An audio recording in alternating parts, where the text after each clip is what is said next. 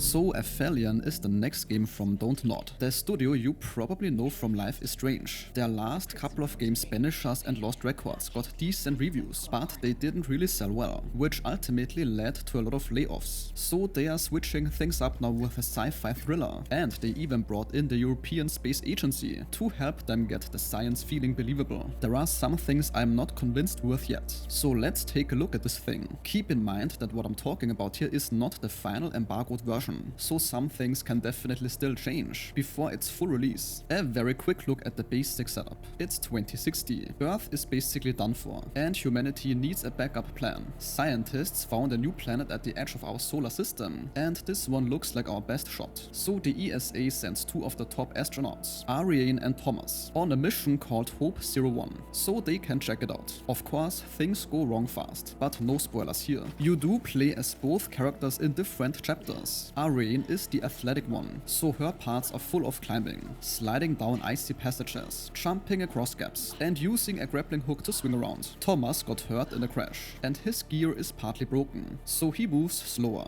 and his sections lean more toward looking at things and piecing clues together. Then there's the Nemesis. This is a hostile creature living under the ice, and it is the reason the game has stealth. It's blind, but reacts to every sound you make. You cannot fight it. There are 0 weapons in the entire game. The developers wanted it to feel like a predator that you can only avoid. If it spots you but can't physically reach you, it can still hurt you from far away. The planet also has some stranger stuff going on. There are magnetic lines running through it, and Ariane has a scanner that can change their frequency to clear new paths, so there is some puzzle work in there as well. Now, a big chunk of what we have seen so far here feels like things we have seen in hundreds of other games already. For example, yellow markers showing exactly where to climb. Yes, I do hate that yellow paint. Ledges that break the moment you grab them. Button presses to save yourself when you slip. Narrow gaps to squeeze through. The visual style of this frozen planet is pretty, but it also does not really push sci-fi anywhere new, with how tremendously huge everyone's backlog already is. I'm not totally sold on what this one specifically offers, that others do not.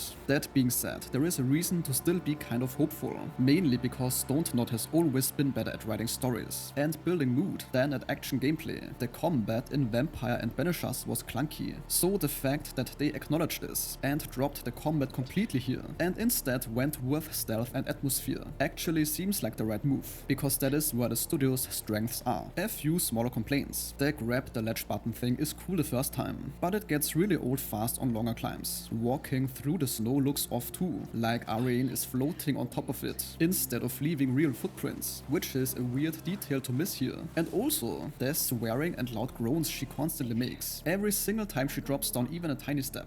At least so far gets a bit silly. This is nothing game breaking, but just something I find to be a bit distracting. Something that is commendable though is the voice acting. This one is really good. So in the end, the foundation here looks solid, especially the creature and the writing potential, but the actual moment-to-moment gameplay feels safe and familiar. But these are just my first impressions. Whether the story carries it all the way through is of course the real question. And this sentence concludes today's video. If your time was respected, a like or comment is very much appreciated.